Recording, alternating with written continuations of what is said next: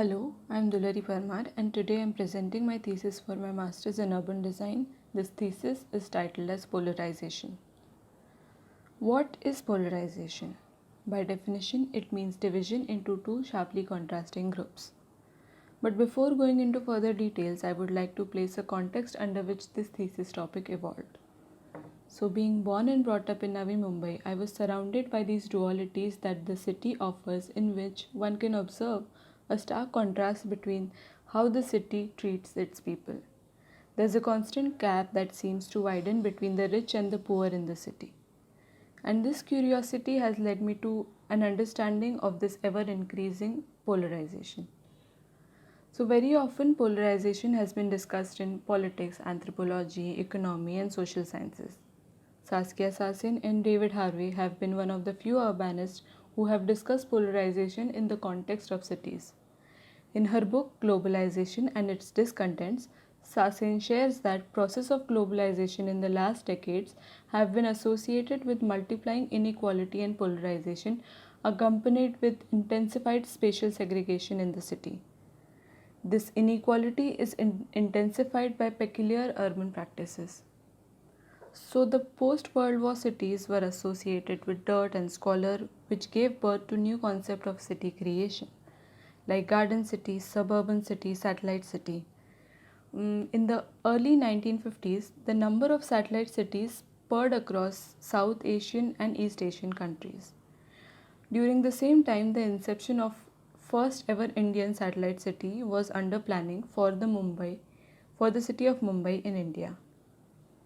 The industrial pollution and increasing density around the old Mumbai provoked development of the satellite city in the neighboring geography.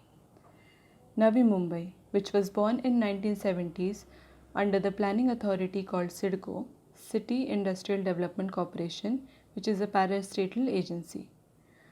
Earlier, its geography was spawned by 95 agricultural villages, also known as Gauthans.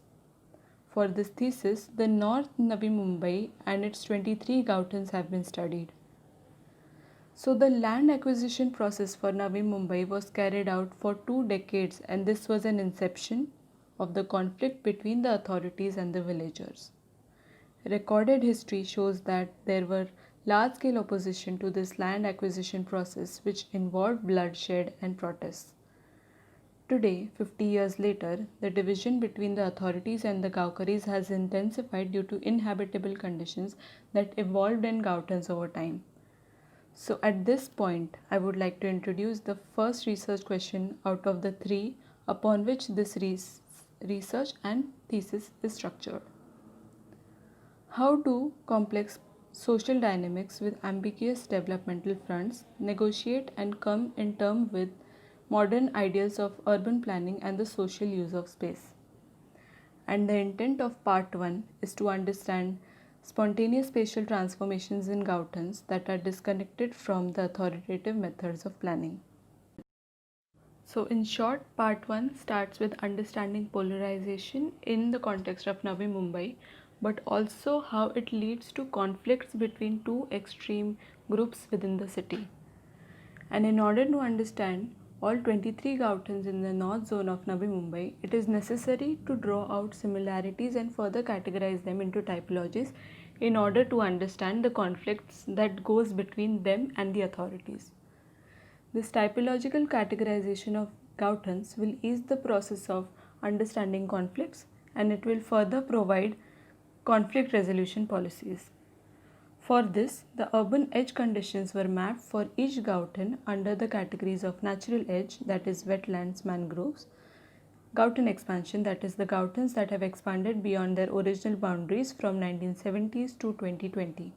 Informal edge, that is the temporary or permanent accommodations created for or by migrants. Divide, that is the infrastructural division like highway, railway line, which demarcates a very defined boundary. Rigid edge, the planned development of nodes like Vashi, Belapur, Seawoods, etc. by CIDCO. 12.5% plots or 12.5 plots, 12.5% plots or Gauthan expansion scheme, which are compensation plots provided by the CIDCO to the landowners after land acquisition. Once the urban edges were mapped, three very defined typologies were derived. Nodes were developed gradually besides Gauthan, leading to differential development on each of the 23 villages. Nodes like Vashi, Nerul, Belapur were developed in 1990s, because of which Gauthans have not expanded spatially and they are adjoined by planned development. In this, the original Gauthan boundaries were retained, but the density within these pockets multiplied over times, leading to congestion and precarious living conditions. Nodes like Gotivali, Rabare, Ghansoli were developed in 2008, leading to exponential expansion of Gauthans beyond their boundaries. Moreover, many Gauthans observed spontaneous growth of informal settlements along edges, generating unprecedented expansion of boundaries. Such three typologies were identified, where the first typology is retained core Gauthan boundary and increasing density due to early node development. Second typology, extended Gauthan boundaries due to delayed node development. And third, unprecedented Gauthan expansion due to rampant growth of informal settlements, out of which three peculiar Gauthans were selected for comparative analysis, which was conducted, and the parameters are population affected, structures threatened, density, and area under the newly proposed urban renewal scheme by CIDCO. The data for this comparison was derived through several on-site interviews and secondary available documents. Thus, for this thesis, Rabare and Gotivali are selected for further conflict resolution strategies, as they will take maximum impact of the mentioned parameters. Rabare and Gotivali were earlier independent settlements, but over the period of 50 years their boundaries have dissolved, and in an overview they seem to be a single Gauthan. Most of the villagers or Gaukaris from these Gauthans were engaged in agriculture, creek fishing, or supporting agricultural activities. Since most of the village population was primarily dependent on land for survival, the development of Navi Mumbai and losing their land for the same has adversely affected them. This loss in livelihood was followed by formation of an alternate rentier economy, which involved builder mafias who have enabled an alternate political environment in the Gauthans. This Gauthan skyline has further been triggered by job losses when 600 acres of MIDC industries were shut. Around 40 to 50% jobless middle-aged Gaukaris sought to resort to this rentier economy and redevelop their own houses into G+4 buildings. Now, it is to be noted that when CIDCO acquired land and initiated development of Navi Mumbai, it did not conduct any form of city survey or any other form of documents in these 95 villages.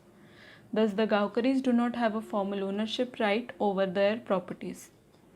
This ambiguous ownership condition has also led them to develop their premises out of legal bounds. Thus, it was observed that most issues in the Gauthans primarily stem from this ambiguous past or the undocumented history. And to mediate this conflict, it was necessary to first document this history. In order to initiate this documentation, a delayered grain level mapping of all Gauthan houses from 2005 to 2020 was done via satellite imagery. This helped to map the exact age or year of building and its redevelopment. Once the age of building were captured, plot boundaries were overlaid upon this morphology. This layering helps to understand the original size of the plot and its further bifurcations over 50 years. Through this method, cohesive land plots with similar or same age buildings were mapped. This helped in formation of typologies of development. Further, development plan was overlaid upon these typologies and 12.5% compensation plot locations were identified. So to conclude this methodology, I would like to assert that development modules proposed by authorities seem to whitewash the existing conditions and propose new clean slate plans. And the intent of this exercise was to develop incremental housing proposals for each typology identified.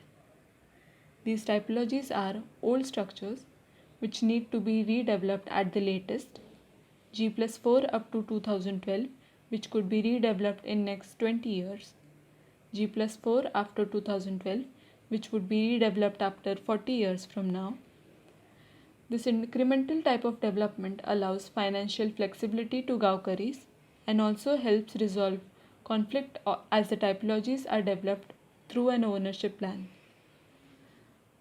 The proposed structure plan develops road networks over this typological plan. 3 critical areas of intervention have been identified, one in Gothivali, one in Rabare, and one in 12.5% plots. New road networks are derived from typological boundaries which are in contrast to modern planning ideologies that seem to eradicate these intricate patterns and the following public realms. Micro and macro public realms are identified and the design proposals will eventually strengthen them. Polarization, as mentioned previously, can be often confused as binaries, comprising of two extremes.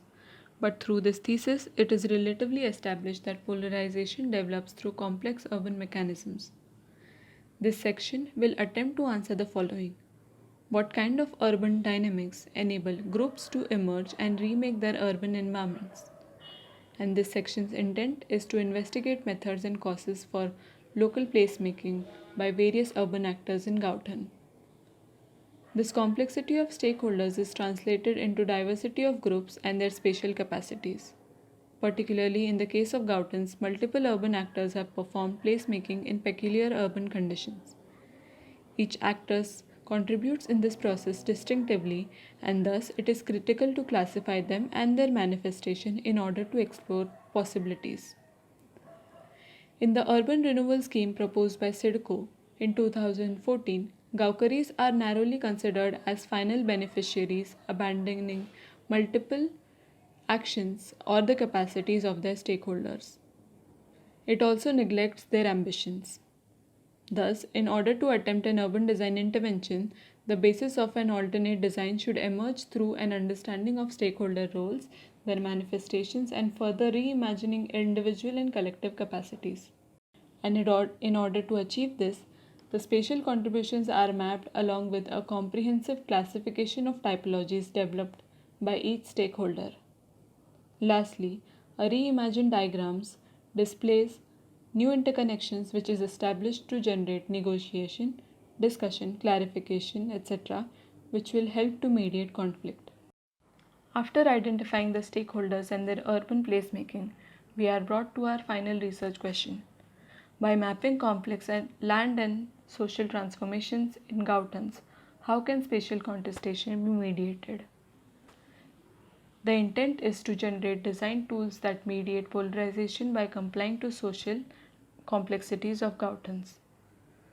As mentioned earlier, 3 critical areas, that is Gothivali, Rabare and 12.5% plots, have been taken up for design intervention on a macro scale. And in order to intervene, it was critical to map and categorize each building carefully and further categorize the morphology through area. Each typology had its prototype outcomes as interpreted on the left edge of the screen. In the case of critical area of Gothivali, 8 amalgamation plots were derived which were further detailed out by developing road networks that follow the ownership boundaries and possible movement. The existing Gautans accommodate extreme densities due to which there is a compromise on health and breathing spaces in its urban fabric.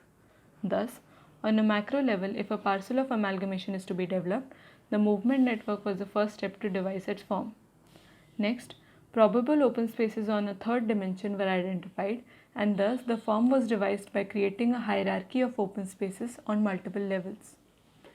These connected open spaces were identified on the entire selected intervention area, and thus existing public realm and new public realms bind together to create a cohesive urban form. Similar exercise was carried out in Rabare Gauthan, and area level public realms were conceptually mapped in order to create urban form that resonates with existing public spaces. This view shows a typical building level open spaces which mend along the entire critical area plan and develops a cohesive outcomes that is spurred with such open breathing spaces. The 12.5% plot, developed according to SIDCO regulations, materializes an urban form that lacks spaces of congregation, and thus common areas or terraces are identified on a plot level, and these common spaces come along to form a larger cohesive realm of people. Lastly, we analyzed the proposal given by CIDCO in 2012 for redevelopment of Gautans of Navi Mumbai through the Urban Renewal Scheme. Following that, alternate policies and recommendations are suggested based on the existing conditions and the Urban Renewal Scheme. The plan on the screen is a draft layout suggested by CIDCO, which is also available on their website. This plan clearly reflects the ideologies of authorities that seem to treat Gautan and its people as mere end users. Moreover, it has kept the Gautan core as blank, which could be developed into plots or sale components. This act of removal or starting from scratch will only intensify the existing conflicts due to polarization. The policy proposals suggested in this thesis counter such modern ideologies of planning and propose viable and practical solutions to the proposed policies under the Urban Renewal Scheme. Please pause here to read the policy recommendations. This is an overview and a brief of the suggested policies. The following section displays the stark contrast between urbanism developed through modern planning ideologies and the urbanism developed that reveres to the existing conditions and moreover involves the stakeholders in the planning process. To conclude, we shall go back to the three questions that were raised throughout this thesis. First, there was an attempt made to understand spontaneous spatial transformations in Gautans that are disconnected from authoritative methods of planning. Secondly, we investigated methods and causes for local placemaking by various urban actors in Gautans. And lastly, an attempt was made to generate design tools that mediate polarization by complying to social complexities of Gautan.